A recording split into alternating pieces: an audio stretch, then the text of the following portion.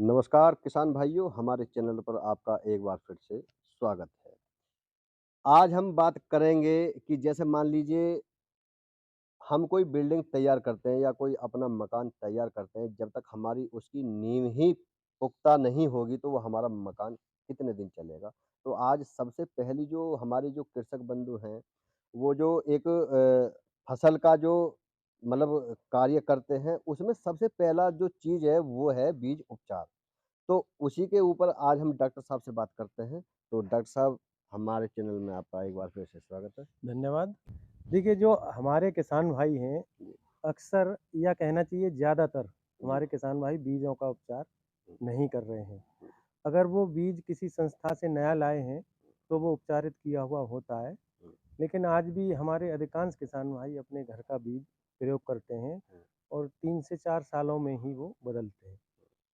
तो जो हम घर का बीज प्रयोग कर रहे हैं, हुँ, उसका हमें उपचार ज़रूर कर लेना चाहिए। जी, और क्योंकि आने वाले समय में अभी हमारे यहाँ मेंथा और गन्ना की फसल की बुवाई की जानी है, हुँ, तो खासकर मैं इन दोनों फसलों में बताना चाहूँगा कि किस तरीके से इनके बीज का उपचार हमें करना चाहिए। हुँ, तो सबसे पहले हम बात करते हैं मेंथा की। जी, तो जो मेंथा की जो जड़ है या सकर्स हैं, उनका उपचार करने के लिए हमें रासायनिक दवाएँ भी उपलब्ध हैं और जैविक भी जी, उपलब्ध हैं। जी, तो जैसे रासायनिक में कार्बेंडाजिम एक रसायन आता है, हुँ, उसकी 1 से 2 ग्राम प्रति लीटर पानी की दर से अगर हम घोल बनाएँ और उसमें घोल में इन जड़ों को डुबो दें और कम से कम 3 से 4 मिनट तक डूबा रहने दें। इसके पश्चात निकालने के बाद छाया में सुखाने के पश्चात बुवाई इसकी कर दें। जी, तो ये इसका बीज उपचार करने का तरीका है।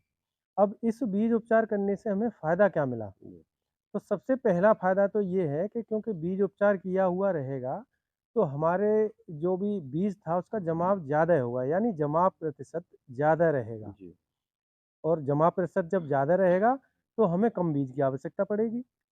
और दूसरा, पौधा जो जमाव होके निकलेगा बाहर, वो स्वस्थ रहेगा। जी, और प्रारंभिक बीमारियाँ, हुँ, जैसे जड़ का सड़ना या कालर से सड़ जाना या प्रारंभ में तना सड़ जाना, ये इस तरीके की जो प्रारंभिक बीमारियां हैं, ये नहीं होंगी। जी, तो ये बीज उपचार एक बहुत ही आसान तरीका है और बहुत ही सस्ता उपाय है। तो इसको हमें ज़रूर करना चाहिए और इसको अपनाने के बाद हमारे पौधे जब स्वस्थ रहेंगे, जब प्रारंभ में ही पौधे स्वस्थ हुँ, होंगे, तो आखिर तक भी स्वस्थ रहने की संभावना ज़्यादा बढ़ेगी। तो इस तरीके से हमें मेंथा की फसल में उपचार कर लेना है। और सबसे बड़ी बात एक और है इसमें, कि जिन मृदाओं में जहाँ पे फसल की बुवाई की जानी है या मेंथा की बुवाई की जानी है, हुँ, कई बार उनमें उकठा की समस्या आ रही है जी, या बहुत सी ज़मीनों में हमारी दीमक की, सफ़ेद गिडार की या दूसरे ज़मीन वाले जो कीड़े हैं, उस तरीके की समस्याएँ आ रही हैं।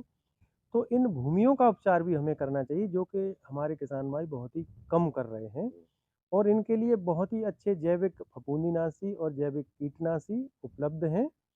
तो जैसे मेंथा की हम बात करते हैं, तो मेंथा में जहाँ पे दीमक की समस्या ज़्यादा है या दूसरे ज़मीन में नुकसान करने वाले कीड़ों की समस्या है या कहीं-कहीं ज़मीनों में उकठा है, तो उसके लिए सबसे पहले उकठा की बात कर लेते हैं जी, या जड़ सड़न की बात कर लेते हैं। तो इसमें क्या होता है, जो फफूंदी जो ज़मीन में रहती हैं, वो नुकसान करती हैं हुँ, और वही उकठा या जड़ सड़न या तना सड़न ये पैदा करती हैं।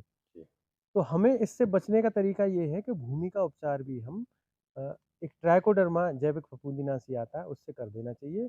और इसके प्रयोग करने का तरीका है कि 5 किलोग्राम ट्राइकोडर्मा प्रति हेक्टेयर की दर से हम लें और इसको लगभग 2 क्विंटल गोबर की सड़ी हुई अच्छी खाद में मिला लें। हुँ, और इसको किसी छायादार स्थान पर सबसे पहले मिलाने के बाद और लगभग 1-2 इंच मोटा फैला देते हैं और उसको ऊपर से टाट के बोरों से ढक देते हैं। जी, अगर वातावरण में नमी की कमी है, जैसा कि आजकल अब नमी की कमी हो हुँ, जाएगी, तो दिन में 1 से 2 बार हल्का-सा हजारा से पानी का छिड़काव बोरों पे कर देते हैं, जिससे वो नमी हाँ, बनी रहे। उस ट्राइकोडर्मा को मिलती रहे। हुँ, और ये काम हम 10-12 दिन तक कम से कम करते हैं और इस बीच में 3 से 4 पलटाई इसकी कर देते हैं। इकट्ठा किया और पलट दिया, फिर फैला दिया, इसी तरीके से ढक दिया। हुँ, तो यही प्रक्रिया हम अपनाते हैं।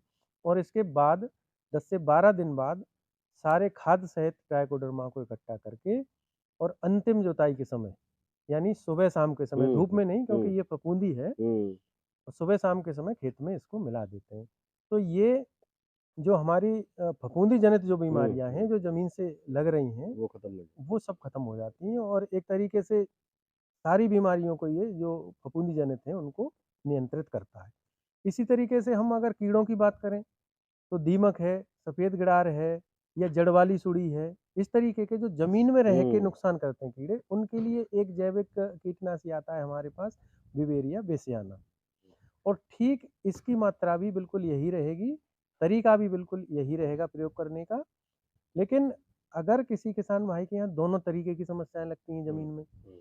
तो मिला के प्रयोग नहीं करेंगे, इसमें कम से कम 1 हफ्ते का अंतर रख लें और ज़्यादा रख पाते हैं तो और अच्छा, और नहीं तो कम से कम 4 दिन का अंतर हमारे किसान भाई इनके प्रयोग करने में ज़रूर कर लें। अच्छा डॉक्टर साहब यहाँ एक सवाल पैदा होता है, जैसे अभी आपने ज़िक्र किया जी, कि जड़ों में जो कीटाणु लग जाते हैं। जी, जी। तो जैसे अभी आपने कहा कि मतलब कि जो कीटाणुनाशक जो दवाई का हम प्रयोग करें, लेकिन जहाँ किसान मित्र की जो कीट भी वो ज़मीन में ही होते हैं, जी, जी। है ना? तो उस पे भी तो उन चीज़ का प्रभाव पड़ेगा। ये देखिए, ये जो जैविक हमने बताया आपको जैविक फफूंदीनाशी या हुँ, जैविक कीटनाशी, ये नुकसान नहीं करते हैं क्योंकि अच्छा, ये रसायन नहीं है हाँ, और इनका कोई साइड इफ़ेक्ट नहीं है। अच्छा। अच्छा एक चीज़ और आ रही है, जैसे अभी आप मेंथा की और गन्ना की बात कर रहे थे, बीज उपचार की बात कर रहे थे। तो यहाँ पर 2 इन 1 विधि से भी मतलब जो हमारे कृषक बंधु हैं, वो पैदावार करते हैं उसकी जैसे मेंथा में गन्ना लगा दिया या गन्ना में मेंथा ल जी, लगा दिया। जी। तो इसकी पैदावार पे कितना प्रभाव पड़ता है, आप थोड़ा उसके बारे में बताएँ? देखिए, मिलवा खेती करने से पैदावार पे कोई विशेष जी, फ़र्क नहीं पड़ता जी, है। बस इसमें एक थोड़ा-सा काम करना है हमारे किसान भाइयों को, हुँ, कि हम अगर मिक्स्ड क्रॉपिंग ले रहे हैं हुँ, या मिश्रित फसल ले रहे हैं या लाइन में बुआई करके मिला के ले रहे हैं, तो इसमें पोषक तत्वों का हमें विशेष रूप से ध्यान रखना है। कई बार हमारे किसान भाई गलती ये कर देते हैं कि हमने फसलें तो 2 लीं, हुँ, लेकिन पोषक तत्व हमने जो डाले थे, जो सबसे पहले फसल बोई उसी के डाले, हुँ। लेकिन बाद में हम नहीं डाल पाए। तो हमें पोषक तत्वों का प्रयोग भी बाद में ज़रूर करना है, जिससे हमारी उपज पे ज़्यादा प्रभाव ना पड़े। क्योंकि मुख्य फसल के पोषक तत्व फिर वो भी लेगी और दोनों में हुँ, जब कॉम्पिटिशन बढ़ेगा, तो इससे पोषक तत्वों की कमी होने से पैदावार पे प्रभाव पड़ जाता है। बिल्कुल आपने बहुत अच्छी जानकारी दी और यहाँ पर एक चीज़ समझने की बात है कि जैसे मान लीजिए हमने किसी फसल के लिए अभी थोड़ी देर को मान लीजिए हमने नाइट्रोजन, फास्फोरस और पोटाश जो हम मिट्टी में मिला के बीज डालते हैं, उस समय करते हैं और जैसे ही हमने दूसरी फसल की तैयारी करी उसी फसल में तो उसमें क्या है कि जब हम दोबारा भी उसी मात्रा में हैं हाँ, डॉक्टर दूसरी फसल की साहब दूसरी जो मात्रा है हाँ। रिकमेंडेड डोज़ है, उसके हिसाब से तो उसको डालें। अब हम जो कर रहे हैं हालाँकि हमने तो दूसरी फसल के लिए वो चीज़ दे रहे हैं, लेकिन जो हमारी जो पहली फसल है, उस चीज़ का उसको भी लाभ मतलब पूरी मात्रा में जो स्टार्टिंग में उसे मिला, दोबारा भी वही मिलेगा। तो इससे जो फसल की जो बढ़वार है, जो ग्रोथ है, वो काफ़ी अच्छी जी, जी, मात्रा में पैदावार पे कोई होगी। ख़ास फ़र्क हाँ। नहीं पड़ेगा। अच्छा, इसी तरीके से अब गन्ना की फसल भी हमारे किसान भाई बहुत से बुवाई कर रहे हैं और हुँ, बहुत से अभी करेंगे। जी। तो गन्ना में भी जो बीज उपचार की जो प्रक्रिया है वो बहुत ही ज़रूरी है और हुँ, करनी चाहिए हमारे किसान भाइयों को। तो इसमें 2-3 बातें ख़ासकर मैं अपने किसान भाइयों को बताना चाहूँगा हुँ, कि एक तो गन्ने का जो बीज है, हुँ, हमेशा स्वस्थ खेत से लें। जी। यानी जो गन्ना हमारा स्वस्थ है, उसी का बीज के रूप में प्रयोग करें और कोशिश ये करें कि गन्ने के बीज के रूप में हम ऊपर का 1/3 हिस्सा प्रयोग करें हुँ, और अगर ये नहीं भी बाई चांस कर पा हुँ, रहे हैं, हुँ, तो कम से कम 2 हिस्से का ही करें और जड़ वाला जो हिस्सा है, उस उसका समय पे बीज में प्रयोग ना करें क्योंकि उसमें पैदावार कम जमाव होगी। कम होता है।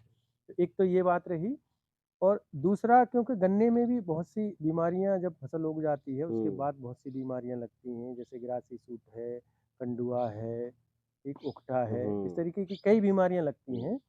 तो इसके लिए बीज उपचार करना गन्ने का बहुत ही आवश्यक है हुँ, और गन्ने का बीज उपचार चाहे तो हम रासायनिक विधि से भी कर लें हुँ, और रासायनिक विधि में जो कार्बनडाजिम रसायन आता है हुँ, उसका 1 ग्राम प्रति लीटर पानी की दर से घोल बना के और गन्ने के टुकड़े उसमें डुबोने के पश्चात सुखाने के पश्चात उसका प्रयोग करें और एक बीज उपचार बहुत ही अच्छा तरीका है ये हुँ, जो हमारी जो गन्ना मिल हैं या शुगर हुँ, फैक्ट्रीज हैं हुँ, इनके पास एक प्लांट होता है बीज उपचार करने का, अच्छा। जिसको हम एमएचएटी प्लांट कहते हैं, जी, मोस्ट हॉट एयर ट्रीटमेंट उसको जी। कहा जाता है। तो इसमें एक चैम्बर होता है और उसमें उस गन्ने के बीज को एक विशेष तापमान पर रख दिया जाता है। तो अगर वहाँ पे उपचार हो जाता है तो बहुत ही अच्छा उपचार है हमारे किसान भाइयों को।